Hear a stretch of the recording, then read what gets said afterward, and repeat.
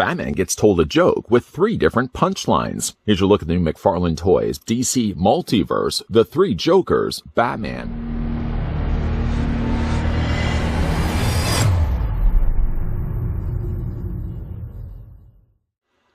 In perpetual battle with the Joker, Batman has discovered there are in fact 3 individuals operating as the Clown Prince of Crime, each resembling a different version of the villain from Batman's past adventures. Now with all 3 versions of the Joker banding together in a nefarious plot, it's up to the Dark Knight, Batgirl, and Red Hood to take down the terrifying trio.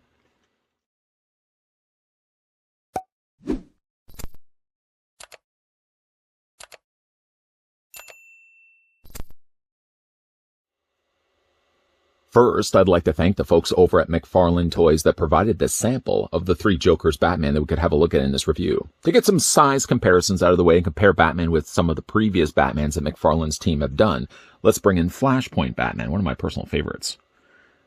Proportionally, while they are using different bodies, you can see they're sort of the same size. And then we can also bring in a slightly more lankier Batman. This was the first Batman that McFarlane Toys put out. He is quite considerably shorter, a little bit smaller of a frame, and completely different than the other 2 Batman, especially the one that we're looking at in this review. For the figure's accessories, the first thing we'll have a look at is the trading card that comes included with Batman. They're using, in this case, figure photography rather than the source material, but at least I appreciate the fact that they used a different background on it, so it really sets the scene of where the character is standing. Below that, you've got Batman, the Batman 3 Jokers, a really fun comic run if you haven't had a chance to read that yet. And then on the back, you've got stats. It only lists really his real name, doesn't list his height nor his weight, and it gives you a nice little description not only of Batman as a character, but then down below that, the actual read-up about the 3 Jokers, something I did mention in this review. Again, a nice little card to come included with all the DC Multiverse figures. We're going to, of course, I'll put that to the side, and I'll add that to my trading cards later on.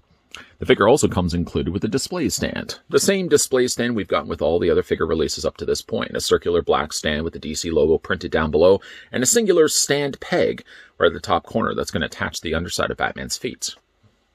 Move that out of the way. The figure also comes included with a really interesting looking grapple line. The grapple line looks more like something I would see from the Arkham games rather than in the comics. But in the comics, I think he had this type of grapple gun as well. You can see the extended out line and the hook on the end of it, all molded here in black plastic. This does fit into the figure's hand, although it only fits into one of his hands as the other hand is molded into a closed fist. So we're going to go ahead and just fit this into Batman's existing hand. Just slide the handle down. If it helps at all, you can also pry the finger slightly away from the palm and then just fit the handle in like that. And then you can have Batman holding the grapple line. I would have liked if they could have included 2 versions of the grapple line. Simply then you could be able to display Batman if he wasn't firing off the line. But certainly if you want to make for a nice dynamic pose, bring Batman's head up a little bit, kind of like we did at the beginning of this review. And actually make it look like Batman's shooting off the line, about to leave and exit off the top of a building roof. Let's get his feet to stand a little bit flatter here. There we go. I really like the look of that. It actually might even be the way I'll display the figure when I get him on a shelf. Let's go ahead and take that out of his hand now, and we'll get a closer look here at 3 Jokers Batman. Of the reveals that McFarlane Toys, and they certainly have been revealing a lot of figures as of late, the one that really did catch my attention was the stuff that we were getting from the 3 Jokers. Not only did we get 3 different versions of the Clown Prince of Crime, but we were getting ourselves a brand new Batman too. And what I like about this Batman is that he goes back to his traditional color scheme, his comic roots, and like the way his original outfit would have looked. And though he's slightly more of a bigger, bulkier looking Batman, I do like the way that he has the more traditional looking bat duds. Like, for example, the bat logo is just a circular oval. I guess an oval, not so much a circle, done here in orange. Outlined decently, done in a black outlining here with the bat logo in the middle of it.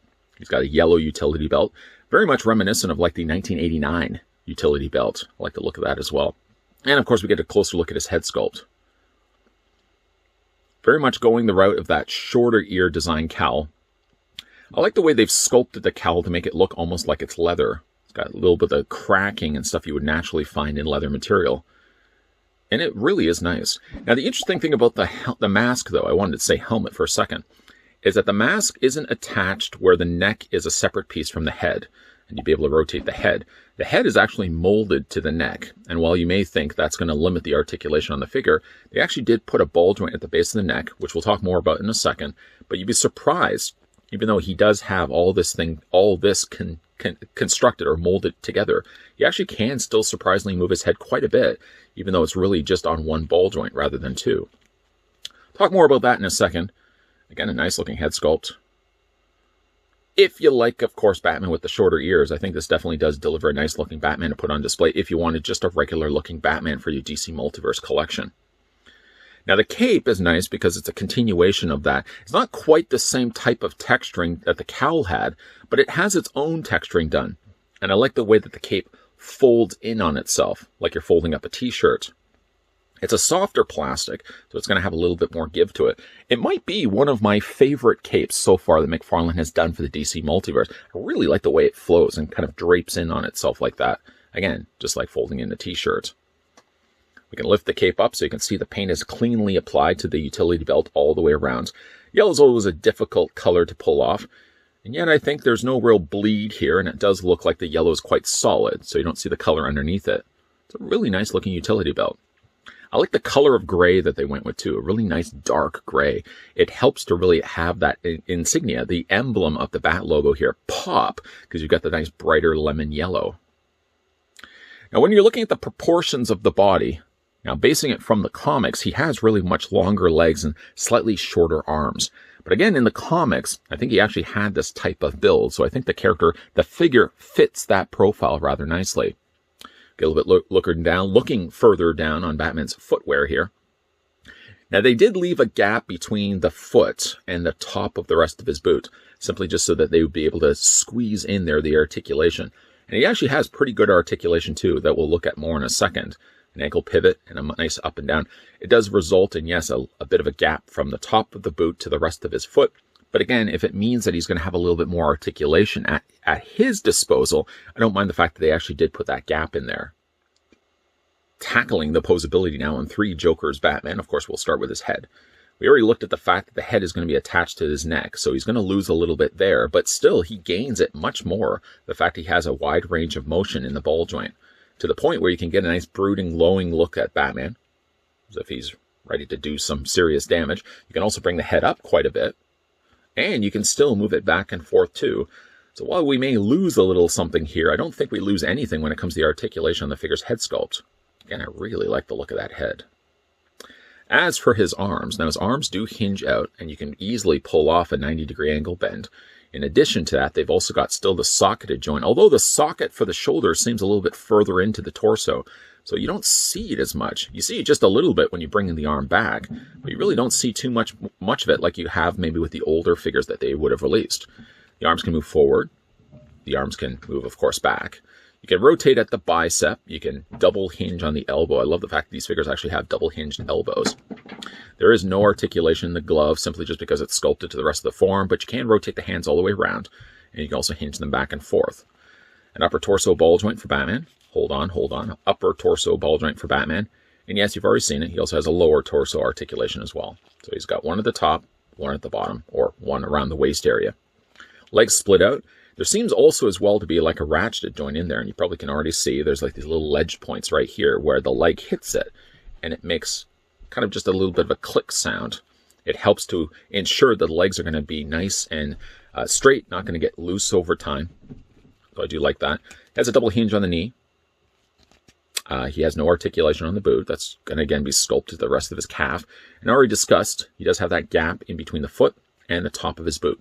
So the feet can move up and down this way. They can move back and forth this way. He does also have toe articulation as well. Just one last look to show you the undertread of the shoes, because I don't think I showed you that earlier into this review. Nicely sculpted undersoles of Batman's boots. He is really a nice looking figure. And again, while looking at this guy initially, taking him out of the packaging, I was worried that he was going to be a little bit more limited with what you could actually do with him, simply because the head was molded to the rest of the neck.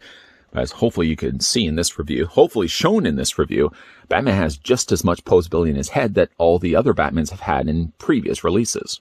I guess really now that I think about it, the other DC Multiverse Batman that have come before him usually had the articulation as a separate headpiece, and then the neck was molded to the rest of the torso. So they basically just reversed it here with the 3 Jokers Batman. Instead of having the head as a separate piece, they wanted to keep the mold consistent with the head to the rest of the neck, that they actually put the ball peg at the base of the neck where Batman's going to move around. And you can see here, hopefully in final looks, with Batman's head being articulated at the base of the neck, you can still pull off a full stretch of the neck looking sideways. Great if you want to have the figure displayed him shooting the grapple gun. He doesn't come with any other accessory, nor does he come with another swappable hand. He only has the one closed fist and he has one open hand, so unfortunately when it comes to displaying him, you can only really display the grapple gun in his one hand, rather than taking turns and going from one hand to the other. But still, it's a really nice looking Batman. It's kind of like the traditional Batman I've always really wanted from this line. To be fair, really, McFarlane has run the gambit when it comes to different Batman figures, and we did get technically that first detective Batman, but I think this one does definitely trump it, not only with a bigger, bulkier build, better looking colors, and a better looking head sculpt. This is really, I feel, a definitive looking Batman if you want to have a Batman on your shelf with the rest of your DC Multiverse figures. Again, a big thank you to the folks over at McFarlane Toys that provided the sample of the new Batman 3 Joker's Batman that we could have a look at in this review. Hey now, if you guys are new to this channel, you're enjoying all the content, I hope you're enjoying certainly the content you've been seeing as of late, make sure you hit that subscribe button down below. Make sure you turn on the bell notification. Make sure that, yes, you're coming back to this channel because we will be looking at even more DC Multiverse figures in some distant, not so distant reviews. So make sure you keep your papers peeled for that. And as always, thanks for watching. See you guys next time.